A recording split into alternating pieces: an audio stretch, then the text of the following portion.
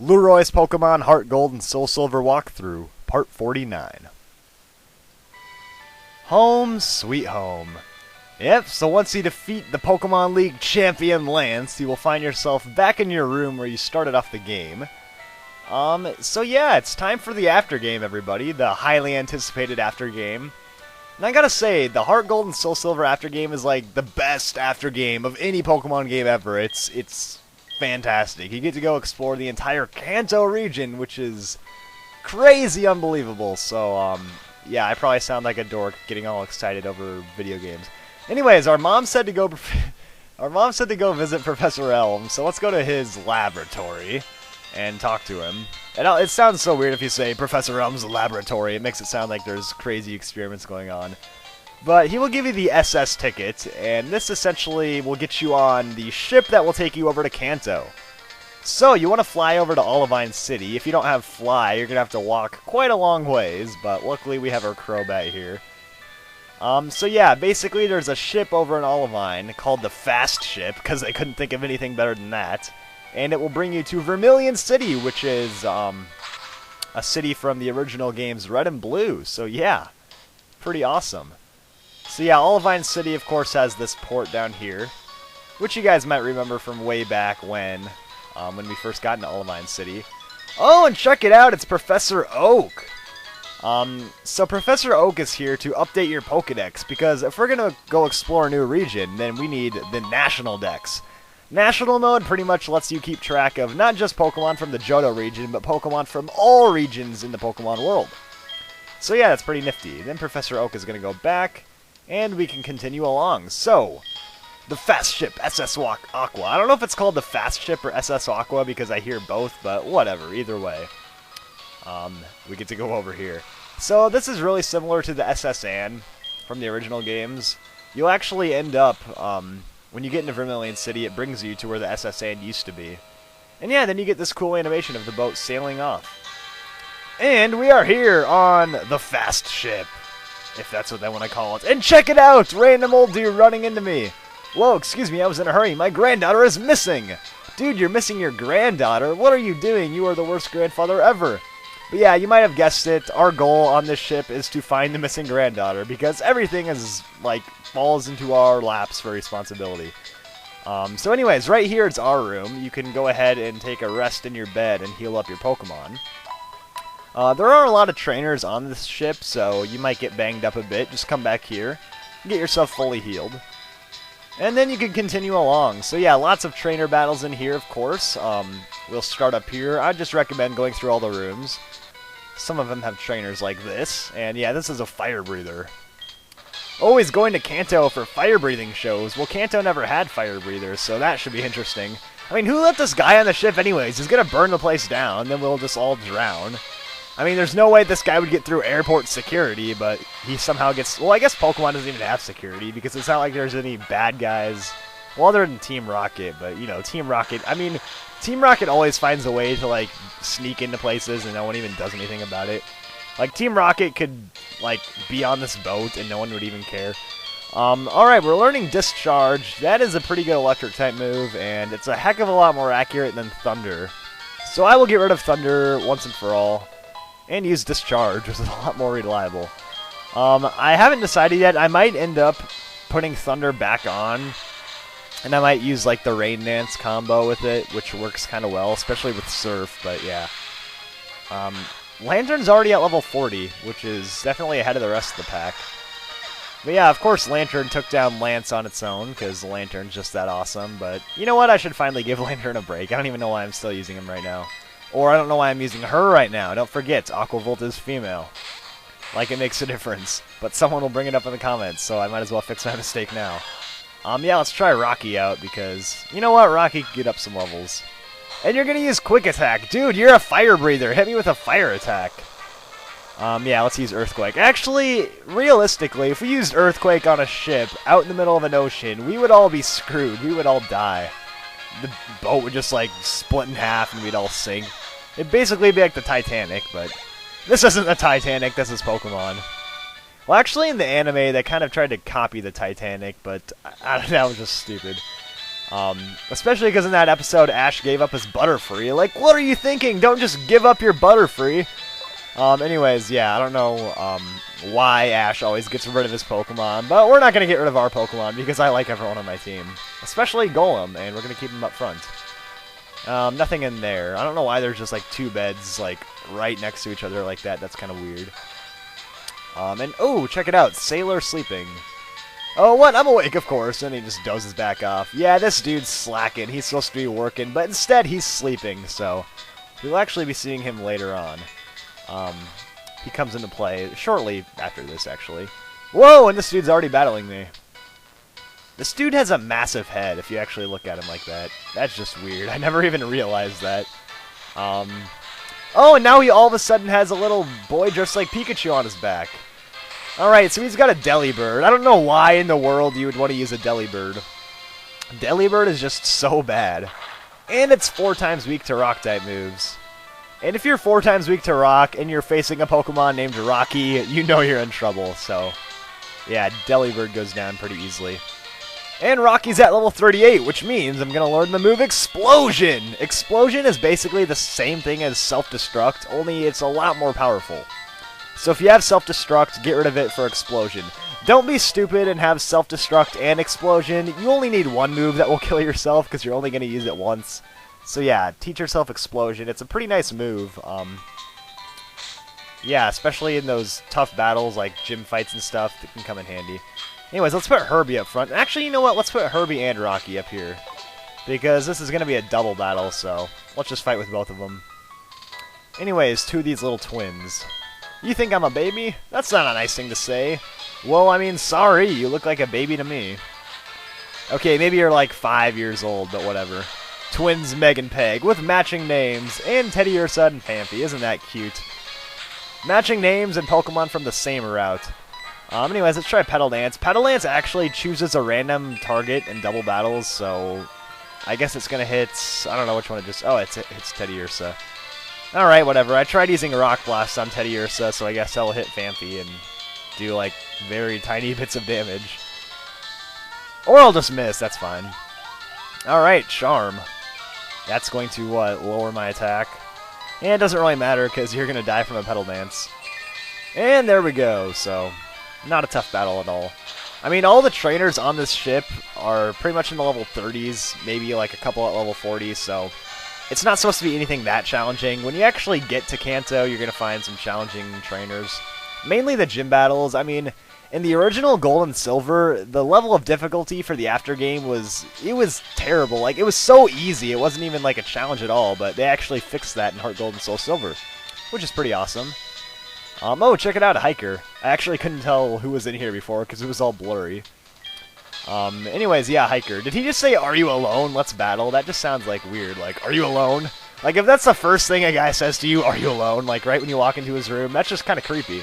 But check it out, it's a Bronzor. This is actually the first Pokemon from a different region that we encounter. Bronzor's from the games Diamond and Pearl, from Sinnoh, and it's not a good match for Herbie. So we'll try Dim out. Actually, nothing's really a good match for Bronzor. It's a Steel and Psychic type, meaning it only has 2 weaknesses, Fire and Ground. In between its 2 possible abilities, Levitate and Heat Proof, it's only going to have 1 weakness. So yeah, kind of annoying, and it's super defensive, so even a close combat just does barely over half. Luckily though, Bronzor can't do much offensively. It can put you to sleep, but that's about it, so we'll finish you off here. Yeah, Bronzor is one of the more annoying Pokemon in any game ever. Like, it puts you to sleep, and then it's so hard to put damage on. It's like, oh my gosh, what the heck? You're just like a little freaking floating piece of steel. Anyways, last up is Golem. Let's actually switch out to Herbie. I'm sure Heracross could take care of it, but Herbie wants to get up a level, doesn't he? Yeah, this dude's smart using a Golem like me. Yeah, the funny thing, like, Pokemon like Golem and, like, Rhydon, they're really nice when you use them on your team, but when you face them, they're the easiest Pokemon in the world to knock out. It's pretty much just because the computer isn't smart enough to send in Grass or Water types to face you, so as long as you're smart enough, you won't have any problems, but yeah, Herbie gets up to level 38. Always nice, and we beat Hiker Noland. That's too much to handle. Wonder what a hiker's doing on this ship anyways. You wouldn't expect to find hikers on here. Anyways, that's it for this room. I think there's a couple more over here. I'm not sure which ones have trainers in them, though. Oh, looks like another empty room. But this one has some pretty cool carpet, so I'm glad I checked it out. And I think up here's the grandfather dude who lost his granddaughter. And he's jumping up and down again. My granddaughter's still missing. Well, what are you doing standing in your room? Dude, go find your granddaughter. You're just going to let her wander around this boat? Like, what if she jumps off the edge? Like, seriously. Worst parenting skills ever. Well, I guess worst grandfathering skills ever. I don't know. Anyways, we go upstairs and we got some more trainers to face. Like this dude whose head is over the trash can. Probably because he's puking. Oh, yep, he's seasick, so why would I even want to talk to him? He's probably going to puke all over me. And it's Juggler Fritz. Actually, now he's smiling and juggling, so, I mean, he's seasick and barfing, but apparently it's time for a Pokemon battle. Alright, Mr. Mime. You know what? Let's try out our new move, Earthquake. Yeah, Earthquake I got right before the Elite Four. I didn't really use it, and I haven't used it yet, so I'm just trying it out now. Mainly because Mr. Mime has good special defense, so physical attacks do a bit more. So yeah, that's not too bad. Ooh, Substitute. Now I get to look at that creepy little green thing. Yeah, Substitute sacrifices 1/4 of your HP to put out like a decoy to take damage, so if you're strategic with it, it's actually pretty useful. I wouldn't really recommend it so much in-game. In competitive play, it's really nice, though. Anyways, let's finish you off, and you're going to use Encore, which forces me to use the same move over and over and over, but I'm not really too worried about it.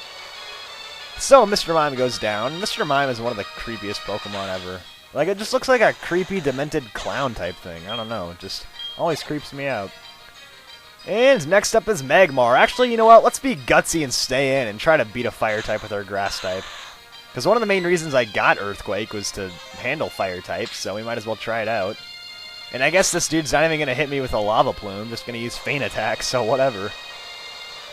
Yeah, Earthquake should knock it out, because Magmar has pretty crappy physical defense. Alright, let's see if we can do it! Yeah, there we go. Oh, what? You lived with 1 hit point? Are you serious? Come on. Alright, and now you're going to use Lava Plume. Well, luckily Herbie's awesome enough to take those hits. Herbie can take super effective hits all day long, because Herbie's just that awesome defensively.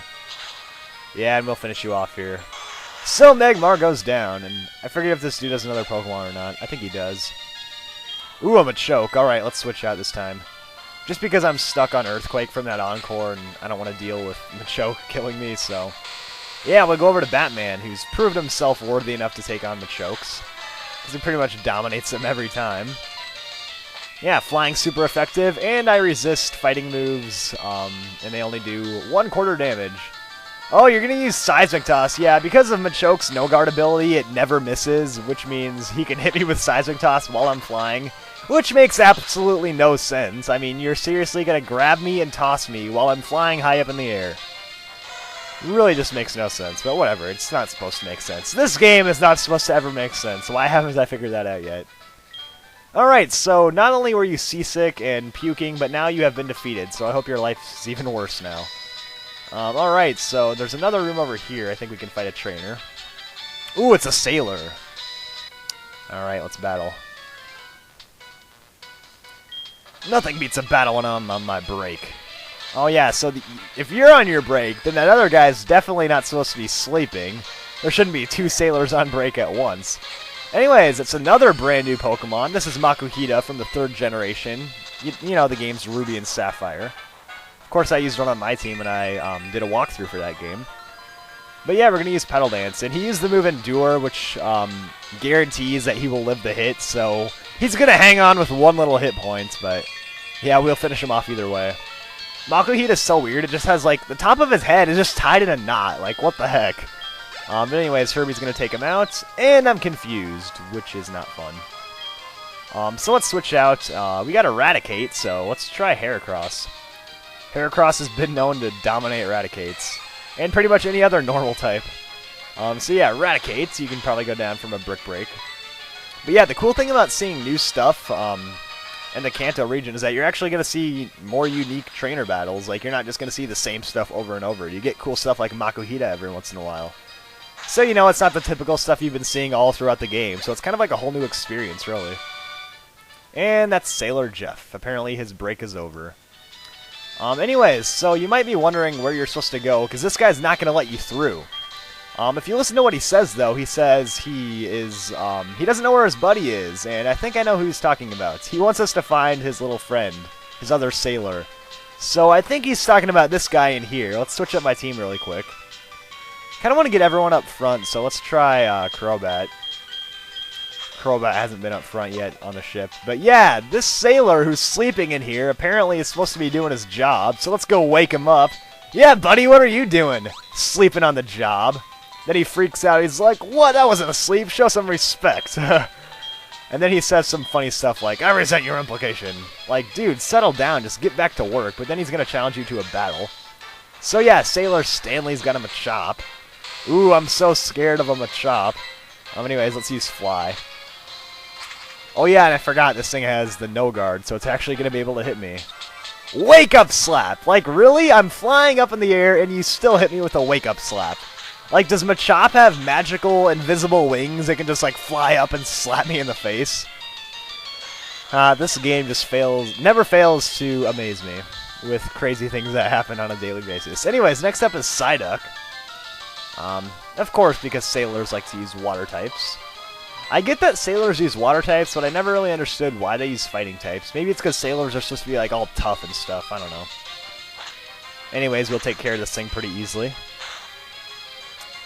Yeah, we actually don't really see Psyduck all that often, so that's pretty cool, but it's going to die either way. I actually really like Golduck a lot. I should use Golduck next time I play through Fire Red. But anyways, we're learning Poison Fang. Yeah, it's like, okay, Batman doesn't learn any good Poison-type moves, and all of a sudden at level 39, and it's like way too late, you get it. It's like, okay, that move is so weak, like, level 39, I do not need Poison Fang. Would have been nice if they gave that to us, like, back, you know, at level 20 or something, when we were still a Zubat, but no, they just screw you over and give it to you at level 39. Anyways, yeah, we're getting slapped again while we're flying in the air, because not only does Machop have magical invisible wings, but so does Machoke, so, yeah, isn't that exciting? And we get a critical hit Fly to take you out. Not that we really needed the critical hit, but either way, we killed you. Anyways, this dude's gonna get back to work, apparently.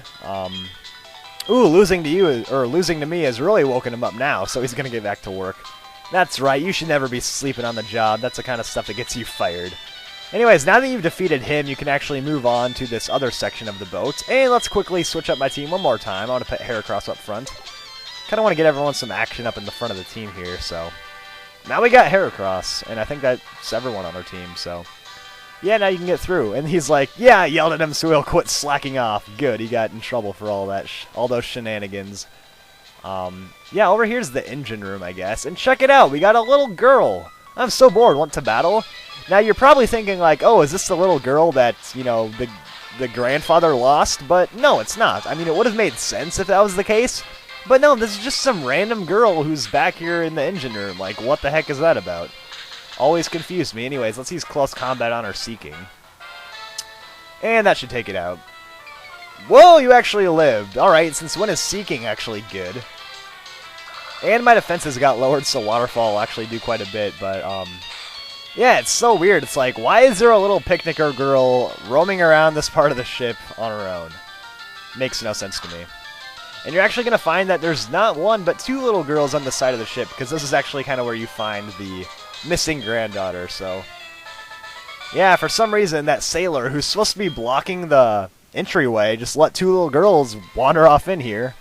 So, yeah, the other guy's sleeping on the job. He's not even doing his job. He's letting through little girls onto the boat. So, like, no one's doing their job on here, so. And the other guy's on break. Like, seriously, who's running this place? And the captain is playing with this little girl. Like, is anyone doing their job here? No, we're probably going to crash into an iceberg. Anyway, she's like, Captain, please, play with me. Like, seriously, whoever wrote this script is just, like, should be fired. I'm bored, I want to play more. It's like, no, just don't. Why do you make it so creepy? Anyways, now we somehow get dragged into playing hide-and-go-seek with this girl we've never met. So she disappears, and then this captain, he's like, oh, thank you for playing with her. I mean, well, seriously, like, who wrote this? Why do they have to make it sound so, like, suggestive? Anyways, yeah, we're not going to worry about him. He doesn't really have anything for us. So we got to go find this girl now. She ran off, and now we got to play hide-and-go-seek with her. So she ran off again, and yeah, it's just annoying. We got some cool stuff up here. I don't really know what it is, but anyways, let's head down the ladder. Yeah, this is the dude that's letting through all these little girls. If it wasn't for him, we wouldn't have this problem. And yeah, the little girl's actually going to be over here. So, oh, you found me. I better get back. Okay, so she's actually going to go back to her grandfather's. So there we go. We saved the day. We found the little girl. And as a reward for all of our hard work, we get the metal coat. The metal coat will boost up steel-type moves 20%. And the fast ship has finally arrived in Vermillion City. If you attach the metal coat to Onyx or Scyther and trade them, they will evolve into Steelix and Caesar, so the item can be used for that as well. Anyways, the fast ship, aka the SS Aqua, has finally arrived here in Vermillion City, so we are in Kanto, ready to explore all the cities. Yeah, I am excited. The Aftergame has officially begun, so the entire Kanto region awaits, and it's going to start with Vermillion City, so I hope you guys are ready for the Aftergame. I'll see you all on the other side. Stay tuned for more.